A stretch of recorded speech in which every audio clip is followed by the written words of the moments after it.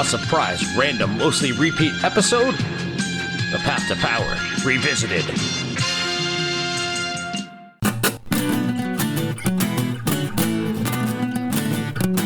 Super dope.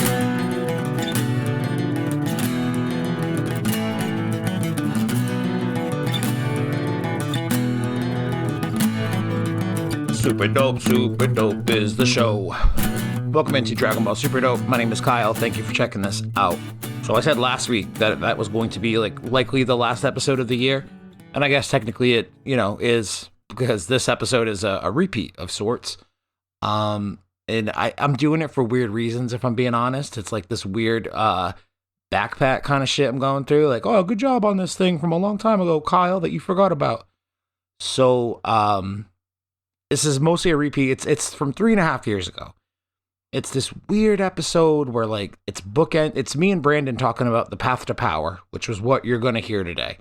And it's cool to hear a conversation between me and Brandon because I haven't talked to Brandon in a minute, but it's sandwiched between this audio of me and Jimmy being very drunk, which, par for the course back in the day. So goddamn funny. None of that's involved. If you want to hear the Jimmy shit, go check out the full episode.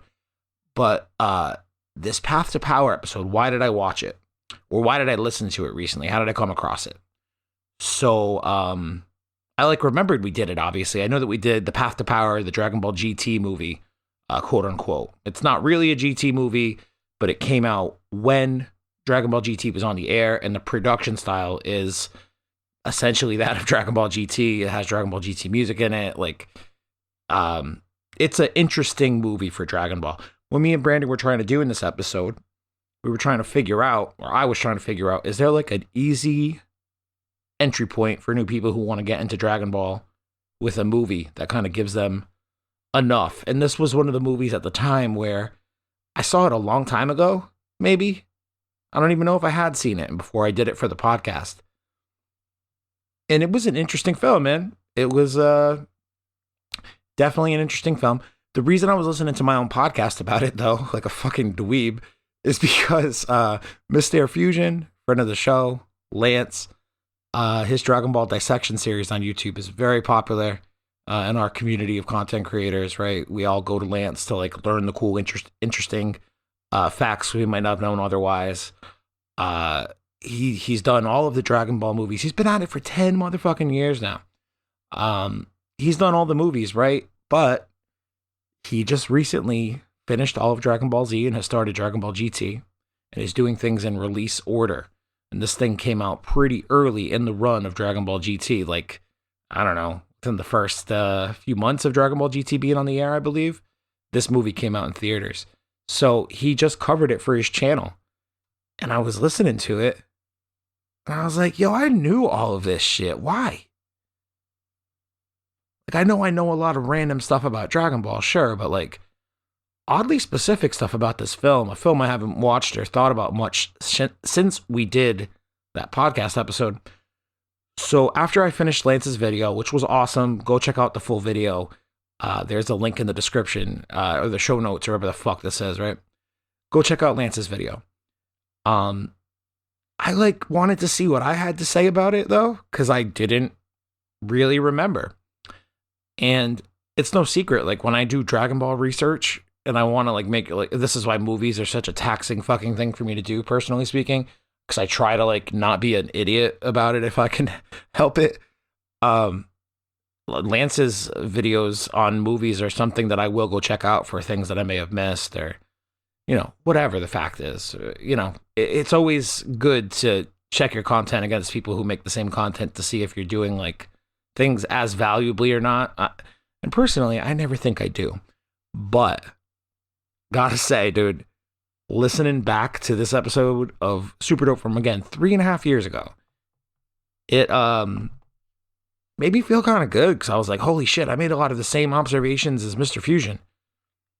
And he's the guy I go to learn about Dragon Ball. You know what I mean? And it was just this weird, gratifying moment. And I sort of remember making the outline for it in the old room, sitting with Brandon as we watched it and doing all the fucking outlines and the notes. And I was like, oh man, I got to try to do this like a MistareFusion video. Like, try to give that level of hopefully quality information about it. And honestly, I think I kind of did okay. And, it's not like I'm delivering it like Lance. I do it in a super dope fashion. And by super dope fashion, I mean, we were probably drinking. So I thought it would be cool to share this old episode again as a way to like close out 2022. And, because we do have listeners who have jumped on in the last year or two, and I love those guys, but I don't know if they have gone back to listen to all the old episodes. If they have, cool. Thank you. You're sick. If not, I mean, there's a lot of them. So maybe things like this will be more common in the future. 2023 is shaping up to be a really weird year for me, and not necessarily in any bad ways, but I guess I'm not going to talk about it here in the front. I'm going to play the sound from this old episode, let you guys enjoy that, hopefully. But on the other side of the audio, at the end of the episode, I will be talking about a little bit about what I have going on in 2023, and maybe if there's anybody out there who's interested in like working with me on some social media stuff, specifically for Super Dope, sure, but like also for a bunch of other clients that I work with, stick around to the end. I would like to make you a pitch, I guess, or tell you more about the opportunity. And if there's anyone interested out there, we can talk about it. But I'm getting ahead of myself. Listen to this episode of Super Dope from 3.5 years ago. Why the fuck am I talking so weird? I'm having like an allergies thing right now too. My eyes are very itchy. I'm having a tough time focusing. This is a rant fest, baby. If this is anyone's first time checking out a new episode of Super Dope, you picked a weird one, dog. Oh, also at the beginning of this sound, you'll hear me pontificating on what a new Dragon Ball movie could be about. And at the time I thought it was, or I was hopeful that it was going to be a Tournament of Power movie. Excuse me, a Tournament of Power movie. A Tenkaichi Budokai movie. The 28th Budokai.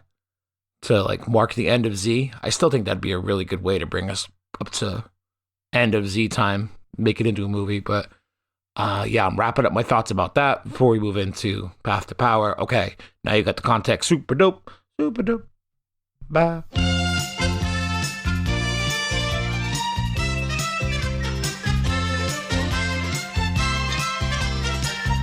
And that finally moves us towards a new direction in storytelling for this fucking show. Oh my god, I want it to be a Tenkaichi Budokai movie so bad. Alright. I dig it. Alright. Brings me back to the beginning. My friend Tom says, I'd like to watch Dragon... That's not what Tom sounds like. I like to watch Dragon Ball. That's not what he sounds like either. It's more like, yeah, I'd like to watch Dragon Ball. I guess his voice just sounds like my voice, except like with a little bit more energy. Tom is a master of Disney and chicken wings. Also, he works at the comic book store with me. But whatever. Tom's like, I would watch Dragon Ball, but it's just so much. I don't know where to start. I'm like, And I tried to make a recommendation on the fly. And I went home and I thought more about it. And I was like, what would be a good one? So I started reading through. So we became guinea pigs. Yeah, we're guinea pigging ourselves. Guinea pigging ourselves. Ooh. Yeah. Ooh. So I thought the Path to Power would be maybe a perfect introduction, a quick way to give you an introduction to the first 50, 60 episodes of Dragon Ball. Because I'm of the opinion that you shouldn't start with Dragon Ball Z. You should start with Dragon Ball. Yeah. And if you don't know what the Path to Power is, it's kind of a special movie in Dragon Ball history. Special is a strong word. Well, I don't mean it special from like a curriculum perspective. I mean it more so in the sense that this movie came out. It's a retelling of, say, the first 50-ish episodes of Dragon Ball, but there is a healthy portion cut out. There's no Krillin, perhaps. There's no Emperor Pilaf, things like that. There's no Ox King, no Chi-Chi. Yeah, there's no Ox King, no Chi-Chi. Things that are integral to the very fabric of Dragon Ball Z to this day. Yeah. Krillin, Chi-Chi, Ox King, and the first journey for the Dragon Balls isn't really in there, but it is, but it isn't, but it's not. So I thought that maybe this movie would be a good way to kind of fast track somebody in. But here's the thing.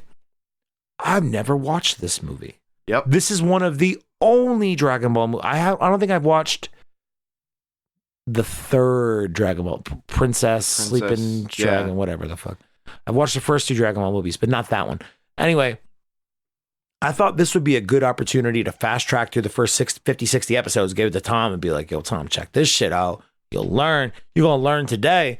And then we watched it, and this movie was produced and released. It was released in 96. All right. March of 96. Oh, I thought you said 97. Did I say 97? I'm pretty sure I said 96. But you know what? Let me double check here because I do have my things available to me. Yeah, March 4th, 1996. Okay. So, want to know what started in February of 1996? Batman, the animated series? Nope, that started in 1994, I think. Ooh, all right. No, in February of 1996, Dragon Ball GT started airing on TV in Japan. Oh, just making sure. Yeah. So Dragon Ball GT started airing in February, and then in March of the same year, they do a retelling of the first, like I said, 50-ish episodes of Dragon Ball in this movie format. On a bullet train. Yeah, super breakneck pace. And at the very least, like I'm trying to think of it from the perspective of I'm a new Dragon Ball fan in 96, 97, 95, 96, 97. I see things coming out for Dragon Ball GT. Yeah. And then I see that there's a movie coming out with Goku. Basically, the design for this movie for Goku is Dragon Ball GT Goku after he gets wished back to a kid. So if you're brand new to Dragon Ball and the first thing you watch is GT, it's going to be a character you recognize. It's not in his orange key. Not even if that's the first thing you watch, but like, so when Goku is first introduced, he's got blue pants, blue gi. Like, that's his appearance until he gets the orange dogi from Kami Sennin. So yeah, in this movie, he's got the blue top, the light blue top, and the gold pants. Yeah, gold pants is a Dragon Ball GT thing. And the light blue top, too. Yeah, because the blue top in Dragon Ball is really dark. Yeah. The only thing I think that's different is in what GT he wears a white belt. Maybe. I'm not sure. And then I think in this one it was kind of like reddish brown. So the other notable thing here is Bulma has purple hair. Yeah. That's very a notable. Trunks-like. Yeah, it's Trunks' hair, yeah. Mm-hmm. I'm pretty sure that this is the only time animated Dragon Ball has a Bulma with purple hair as opposed to that teal blue hair. Yeah. So that's notable. Now, those two things aside, being maybe confusing for somebody who hasn't watched Dragon Ball for the last 25 years of their life, this movie is beautiful. Holy shit. Now, I know in saying that it's beautiful that I'm biased. Biased in that 2013 Dragon Ball comes around for Kami to Kami. The animation techniques are updated. They're different. There's a lot more like computer-based CGI shit, and just the character designs in general are a lot more, as us in the fandom call it, like the shiny. It's a lot shiny crisper. Dragon Ball, shiny. Yeah, some say crisper, some say shinier and more plastic looking. But in this movie, it's basically the same animation style that they use in GT. So like the plastic shininess starts to come through in certain shots here.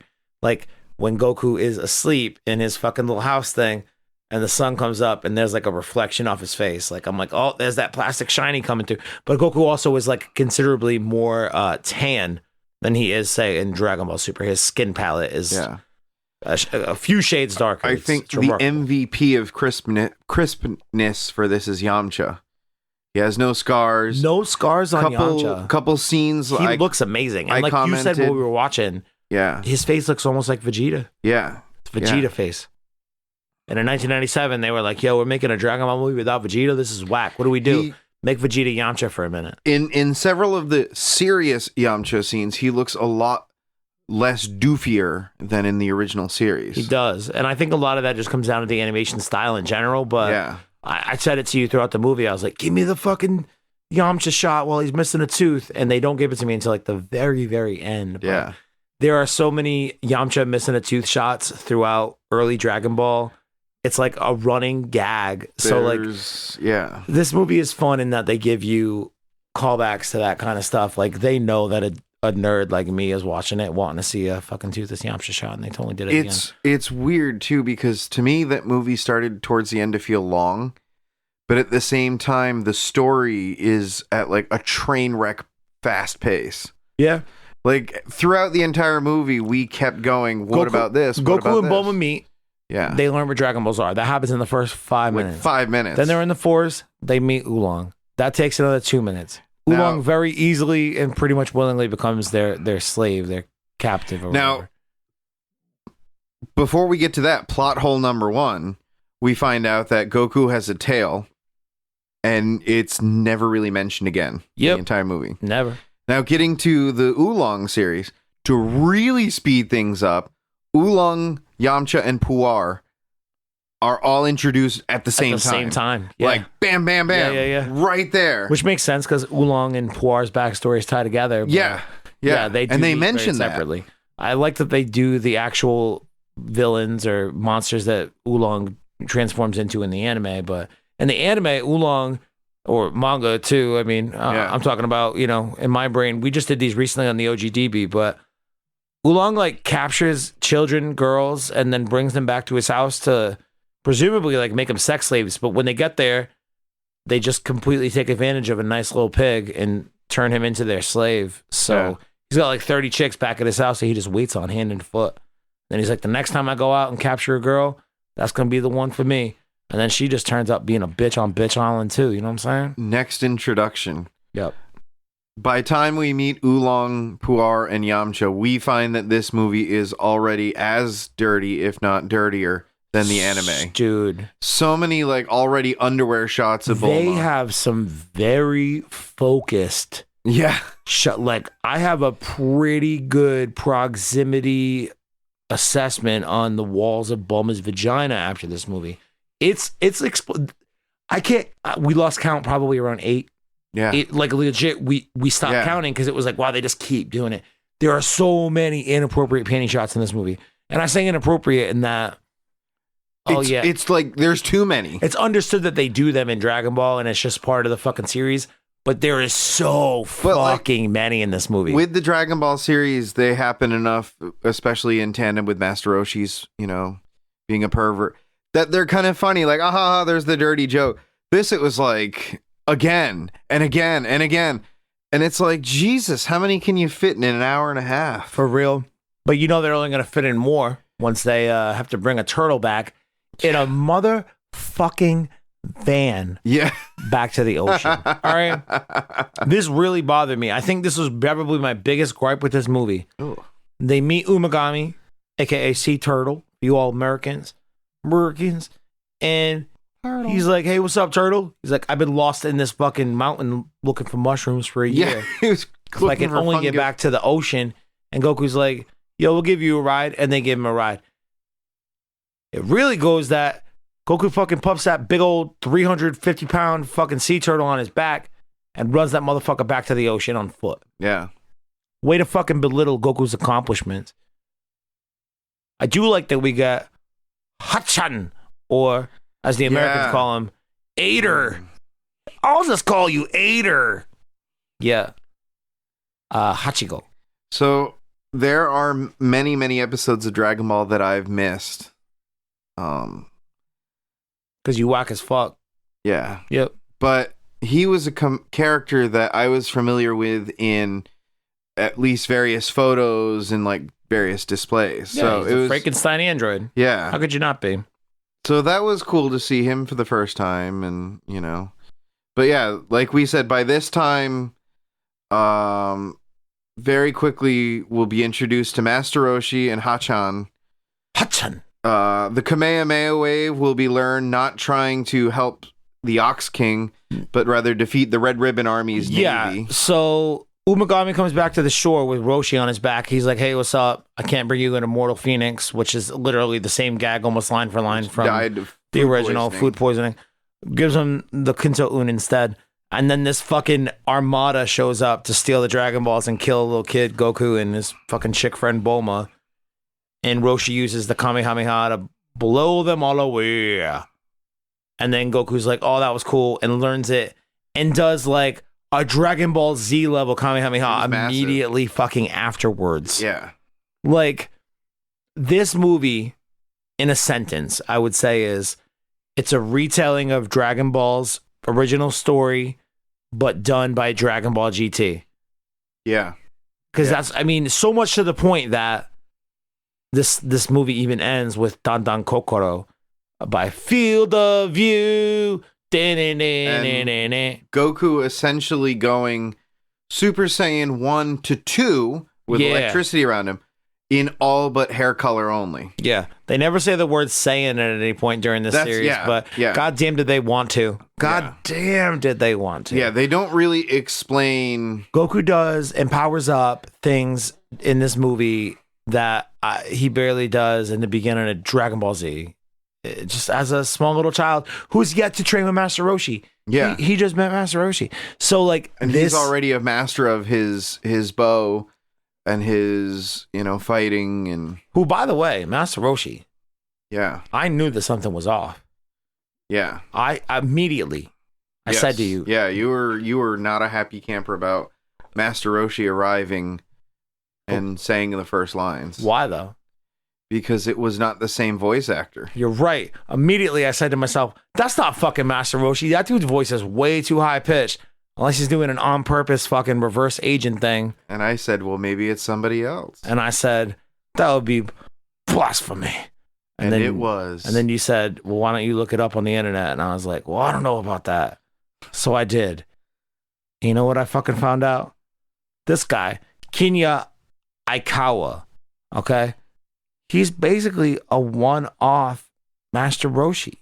Which is just weird. Yeah. Like, I mean, was the original Master Roshi like off that day? The original Master Roshi passed away in 1995. Okay. This movie being made and released in 96, it makes sense that they had a replacement for him. Okay. However, there was another guy who was voicing Master Roshi between 95 and 97. Okay. The dude who took over for Roshi in GT, who is so good, I didn't even notice that there was a change. There was a change, okay? Yeah. I don't even know how to 95 to 97 was Hiroshi Masuoka. Okay. Kinya Aikawa played him one time in 96. And Masahiro Sato did him once in 95 and has been him since 2009 to present. Okay. So current Master Roshi and old Master Roshi are not the same Master Roshi. And this Master Roshi in this movie is just a one-off random Master Roshi from all that shit. Yeah. How confusing is that? So technically, there's been 3 different Master Roshis. Yes. Kohei Mayauchi. Kohei Mayauchi. He was the original Master Roshi. On June 2nd, oh, that's so recent. On June 2nd, 1995, Mayauchi died on his hospital bed at the Nihao University Itabashi Hospital from abdominal varices. Jesus, that was a bit intense. I don't know what abdominal varices are. Do you? Abdominal varices? Yep. Oh, did I say abdominal? Yeah. Yeah, abdominal. Abdominal varices. Sounds like varicose veins. I don't know. In his belly, though. Kinky. And then Hiroshi Masuoka took over. He's a Japanese, let's see. He voiced Kami-Sen during the last episode of Dragon Ball Z and all of GT following Kohei Mayauchi's death. Whatever. My only other real problem with this movie outside of the Roshi change, because the rest of it's just like, all right, we've already pitched most of the original story and what makes it important to these characters to the wayside in favor of trying to compress as much of the story as we can into this. Yeah. So basically, it's the first 50 episodes of Dragon Ball, right? But take out the first 13 because they don't go search for that initial Dragon Ball thing against Pilaf, all right? So first 50-ish, take out 13, that's 40. Take out the training with Roshi, that's probably another 15, 5-6 20. episodes. Take out the Tenkaichi Budokai. Take out... Who fights in the first one? Is it Yamcha versus Goku? Contra versus Jackie Chun. That's right. Who's Roshi in disguise? Yeah, and then Roshi's like, yo, keep training. You can't use Kento and to go around the world. And then he goes around the world, and that's when the Red Ribbon Army happens. Yeah. So it cuts out and then it just the a whole bunch of eight. shit in the middle. The Azoru. It's a word I can't say. People leave me alone. Uzaru, right? I guess my mouth can't say that. Anyway, it cuts out all of that. Doesn't even make mention of the transformation at all. I mean, I get the fact that we don't understand what a Saiyan is until Raditz. But man, do they want us to know? But lightning and all. Yeah. Also, there was a good shot. Not a good shot, but there was a good amount of shots. It's probably the better. There was a good amount of shots at Goku's dick in this movie as he's like using the Saiyan tail to go fishing. Like, and that happens in the original too. It does, but man, was that dick shot pronounced? Yeah.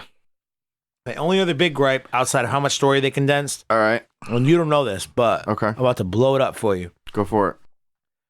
Oh. Staff Sergeant Black. That's right. Do you know what Staff Sergeant Black looks like? Let's see. Staff officer. Because he looked he looked in this movie slightly tan. He's got a very pronounced jawline. He's got a weird little thin pencil mustache. I'm almost afraid now. Huge I have a forehead. I'd challenge to call it a 5 or a 6 head. I have a feeling I know what's coming. But so here's what he looks like. Yep. In the movie. Yep. Okay. Do you know what he originally looked like? I have a feeling it's something along the lines of Coon Chicken. So this is the same dude who basically overthrows General Commander. It's Commander Red. Commander Red. Overthrows Commander Red at the end and takes over the big old red mech assault robot that Goku blows up at the end. Tries to change it to the Black Ribbon Army. Yeah, and he's a black dude, so him being Staff Officer Black or whatever the fuck, he's obviously got to be a black guy. When we started this movie, I was like, yeah, you were upset about this. Did they make him Asian-ish? Yeah. And here's why I asked that, because this character back in the day when he was a man named Black who was evidently black looked a lot more black. Back in the day. Are you ready to see this? Let's see it. I knew it. Yep. He looks like something right out of Coon's Chicken. Got those popo lips and a gun in his hand. I mean, granted, it looks like a ray gun. Nope, that's a regular gun. Never mind. Gets more racist the more I look at it. Pinstripe pants, though. It looks sharp. Hold on. I'll show you what the inspiration is. What? Some fucking blackface 1930s watermelon looking shit? Essentially, I've seen those. It's a restaurant from down south. Oh, I've 100% seen the photo that you... Yeah. Yeah. It's fucking... Oh, no, that is not the photo I thought it would be, but... Yeah. Yeah, same kind of thing. Those big, overly pronounced red lips. It's black. It's like essentially what blackface is. Yeah.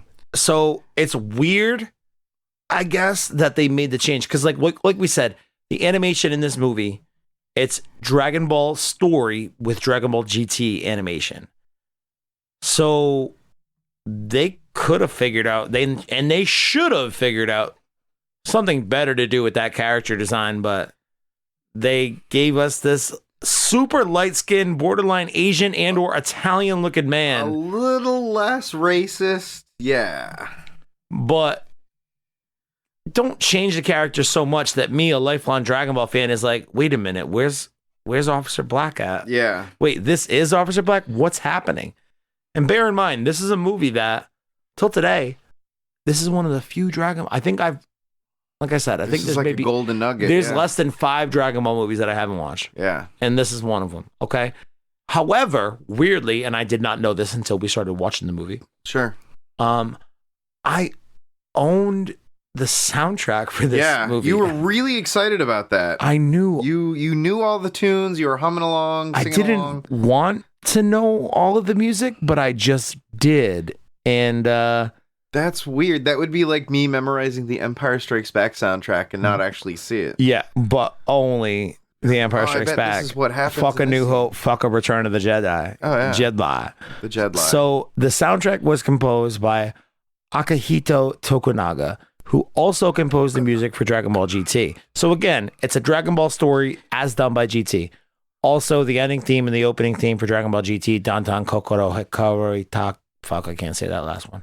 So, this music this music done by GT guy. And I actually think Dragon Ball GT, even though it's probably my least favorite series of the 4, it hands down has the best music of the fucking series. Yeah. And a lot of the music is just the fucking orchestrations of the header opening and closing themes. I get it.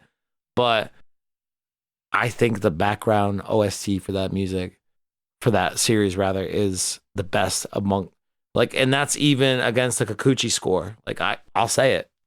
GT's better than Kikuchi.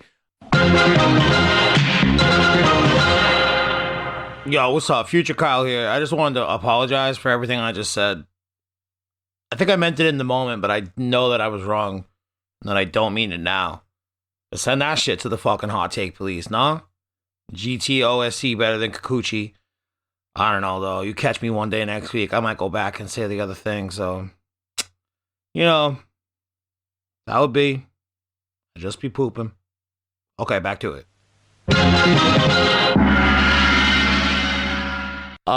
So that dude doing the score for this is dope, but I, for some reason, had a copy of, and I'm talking as like a 10-year-old child. Yeah. I don't know why. I don't know. Well, I know why. My dad got it for me. I don't know why he got me that one. I don't know if he thought it was something else. Yeah. But it was a movie that he'd never seen. Maybe he just saw that it was Dragon Ball and was like, oh man, this is cool. Yeah, maybe. But I used to listen to that soundtrack on fucking repeat, dude.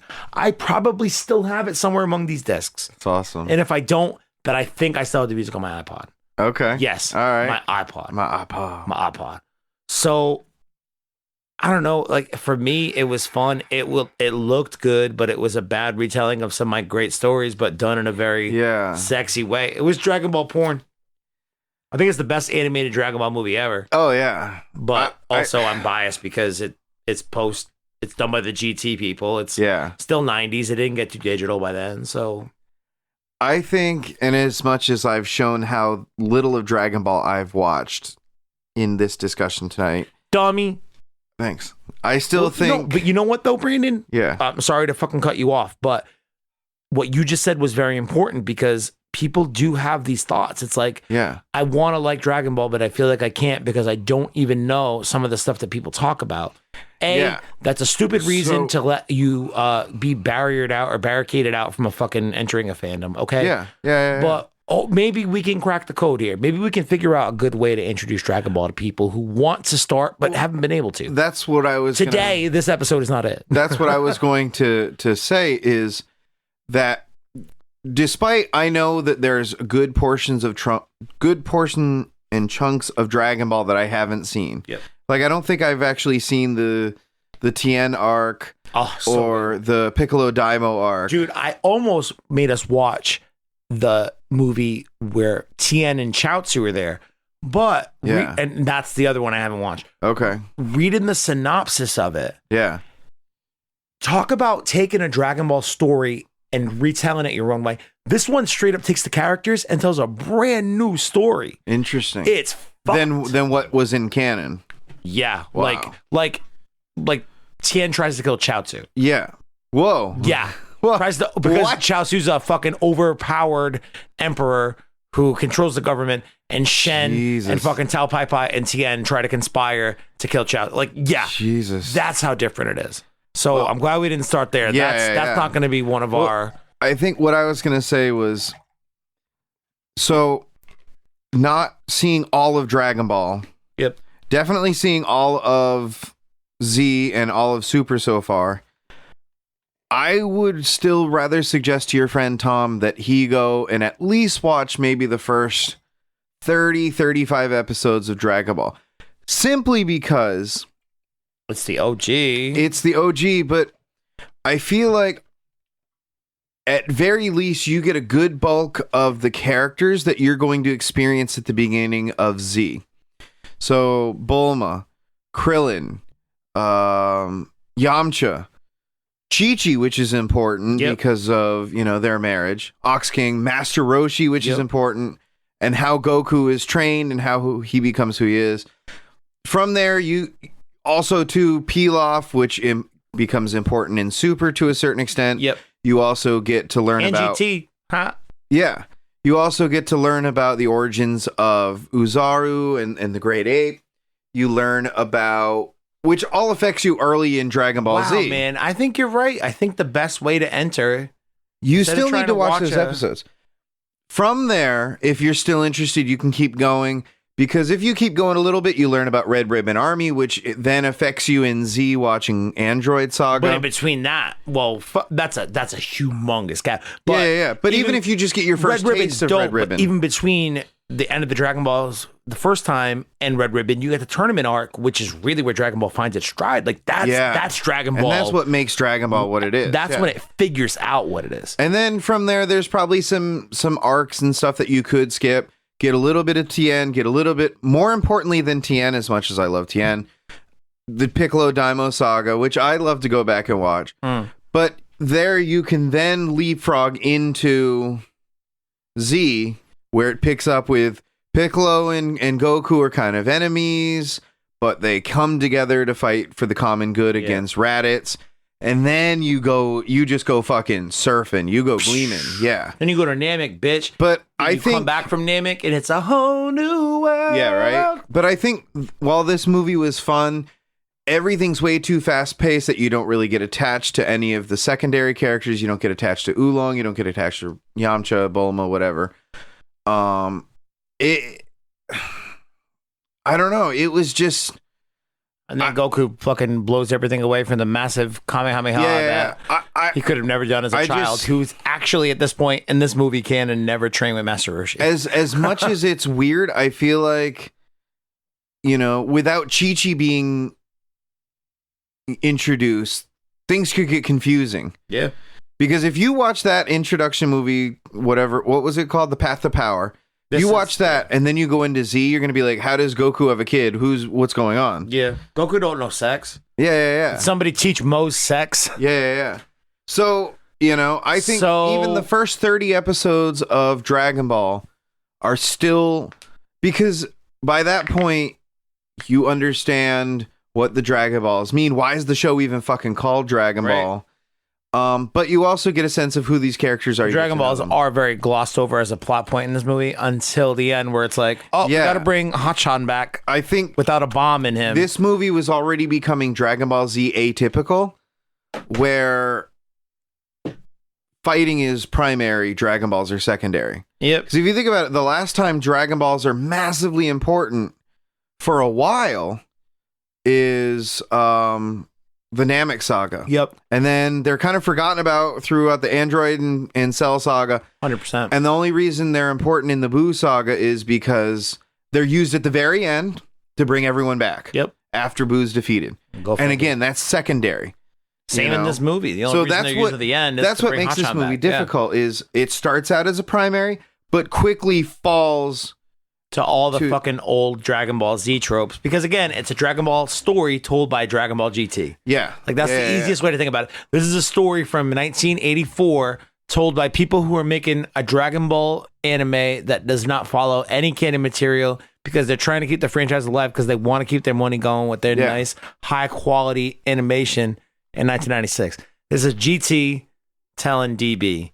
OGDB as told by GT. OGDB as told by GT. Oh my God, is that the name of the episode? Probably I'm not. going to make my final assessment that the first 35 episodes, we'll say, this is just a rough ballpark, are more valid and useful than this movie. Yep. It's a fun movie for us as lifelong fans, but for my boy Thomas isn't fucking getting a proper or like a quality introduction to the series by having this be the gateway for him. You have to realize, because of its length and whatnot, Dragon Ball series is a long haul. Oh, it's an investment. So if you don't invest in these first 35 episodes, you're probably not going to want to watch the rest of it. Listen, if you have a tough time getting through the 153 in the first Dragon Ball series, then watch 167 of Dragon Ball Kai or whatever. And not the 291 Dragon Ball Z that us men watch. Actually, you know what I've got over there on the VHS, Brandon? Got the last 4 episodes of Dragon Ball Z on a VHS with the subtitles ripped from Japan. Okay. From 1980. I guess 5, 6, probably 6, whatever. I think it was January 96. Either way, I I broke into my aunt's house the other day Oh boy. and stole my VCR back. Oh, that's good. Yeah, I'm gonna watch some bootlegs. Okay. Me and Dan, we're gonna watch some fucking. Oh, Dan, shit! Congratulations to my brother. I feel like I bring Dan up so much on this goddamn podcast the last few weeks, but like, talk to Dan all the time. Okay. Security Dan, Dan Berardi, the brother, welcomed in his baby boy Ollie to the world today. Woo. So Today, Woo. Like a few hours ago. So congratulations, Dan and Corey. Wow.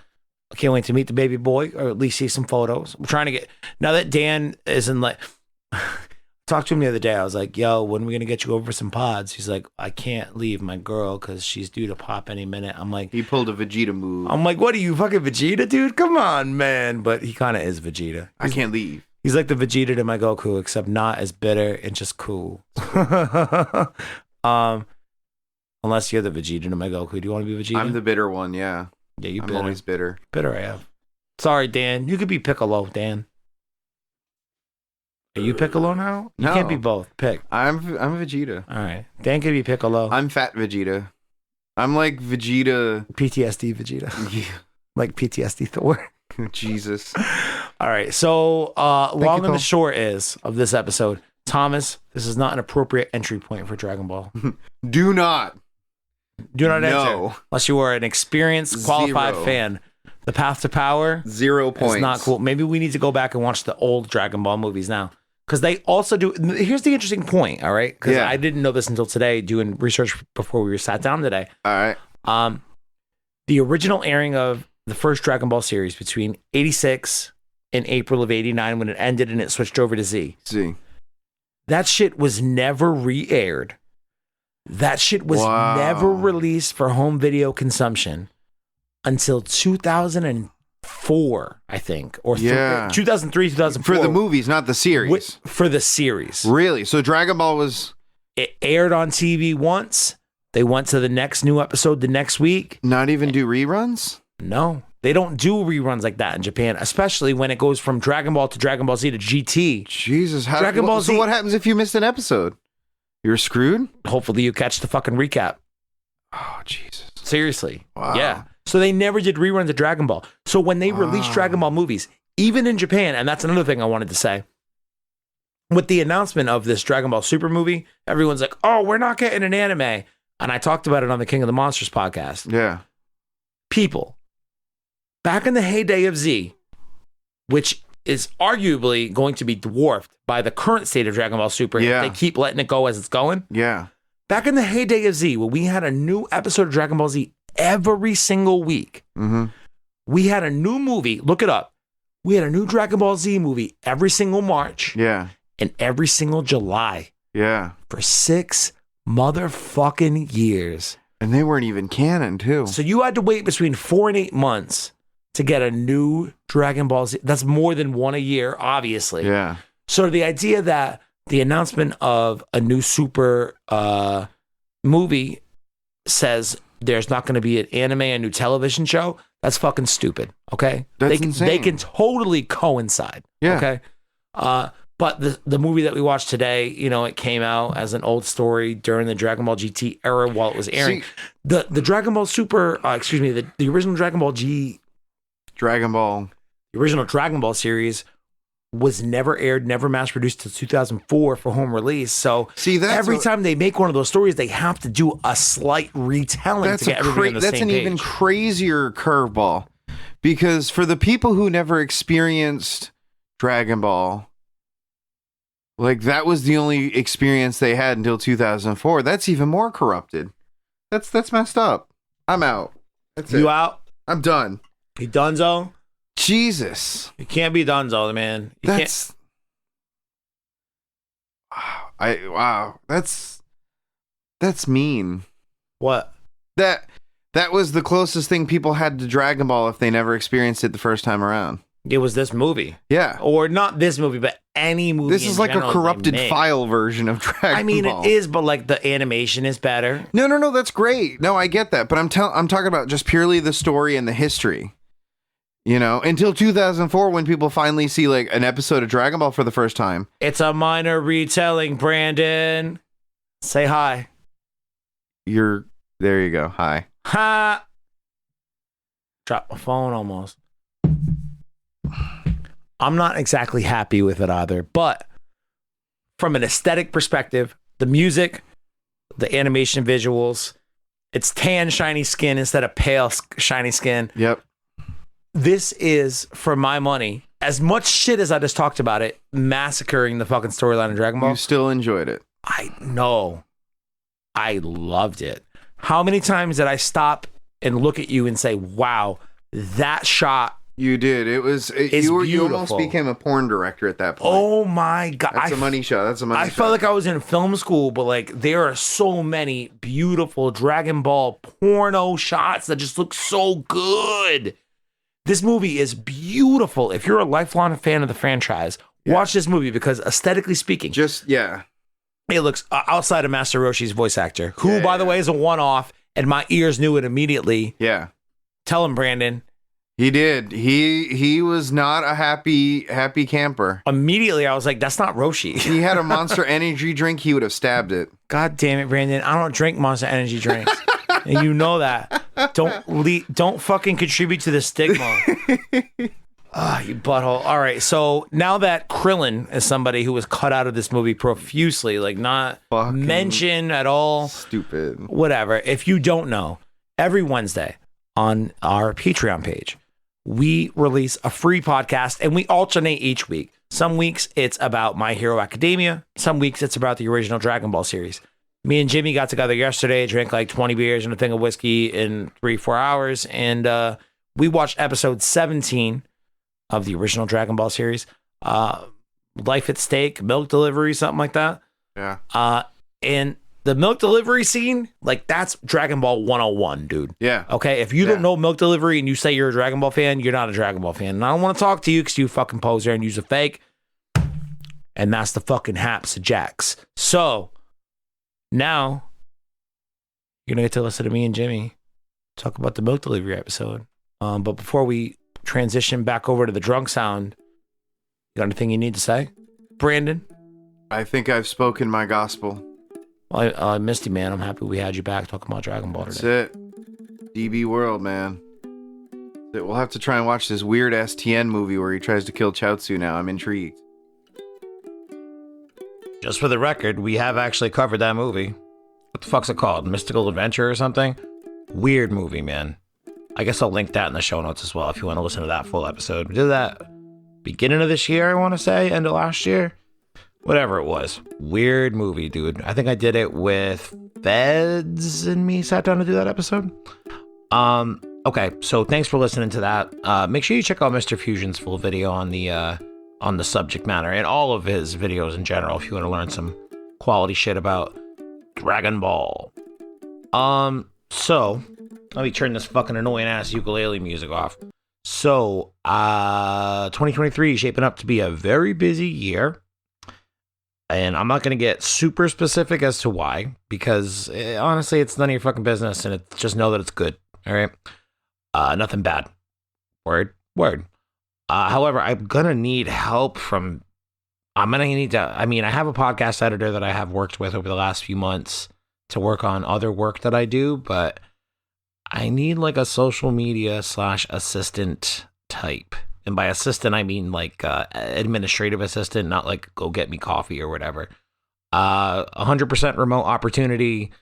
If you're somebody who is like a student who doesn't work enough or, wants to, you're a freelancer in other aspects. I know that we do have some people in our community who are very talented social media content creators and like the realms of Instagram and TikTok and things like that. So, essentially the person I'd be looking for. And again, if you don't hit all the, check marks on this list, that's okay. I'm looking for somebody who's, mostly, interested and, has some experience. Doesn't need all the experience, but, somebody who's good with Instagram, somebody who is preferably good with TikTok, somebody who can fucking read and write. I know that, that's sort of like a no-duh prerequisite, but I need somebody with really good grammar. I do work with like a lot of financial professional peoples who, prefer that we don't sound like dummies. You know what I mean? So TikTok, Instagram, if you have any kind of audio or video editing experience, move your shit to the front of the line. Video, especially, I've got a few new video podcasts launching this year that will need some of that video recut for Reels on Instagram and TikTok.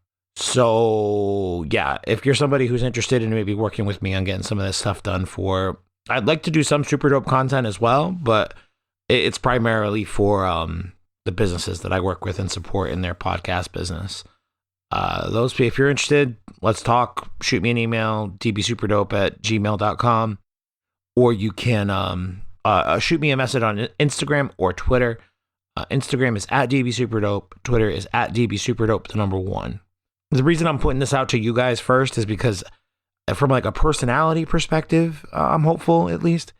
If you've already listened to this show, it's more likely that we're aligned, like right off the bat, than me just going out and interviewing like 20 fucking freelancers, because I've unfortunately hired freelancers that weren't good personality fits in the past, and looking to avoid that. So if you're somebody who might want to make some extra money working on social media posts and some scheduling stuff, administrative assistant stuff, holla the fuck at me, okay? I don't know why I just said it like that, but I did, and I can't take it back. I wish I had the power of editing my own words, especially after they've been recorded. But once I'm done saying these words out my mouth hole, it goes right back to the podcast factory and then goes out for distribution to the world via the World Wide Web. What do they call it that? The web of stupidity. Lies. Y'all, I'm just rambling. It's 2 o'clock in the morning on Thursday going into Friday, so this will be up at some point Friday morning. I'm hopeful, maybe. And yeah, you want to listen to the full episode of this Path to Power? I mean, you just listened to 45 minutes of it, but it's a weird, it's like a 90-minute episode of like 3 different things. It's like, I think we talked about a game. We might have talked about Dragon Ball Z Kakarot a little bit. Is that one? I don't know. But the Path to Power, and then me and Jimmy get drunk and talk about milk delivery. So, yep. Fun stuff. Old Super Dopes are funny. Some like funny for me to listen to because it's like, damn dog, you are a poor podcast editor.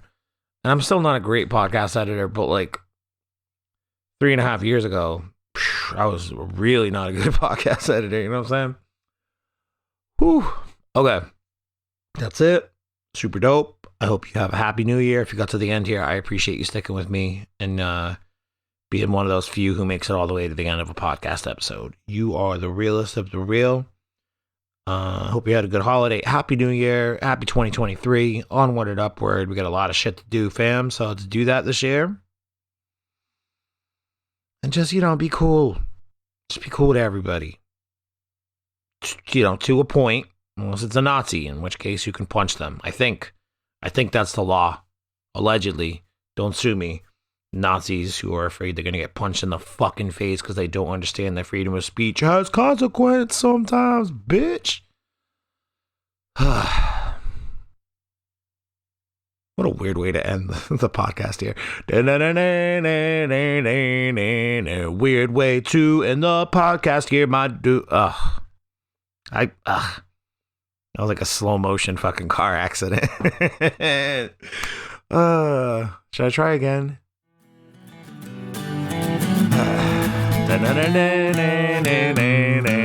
Fuck this shit, I guess I tried again.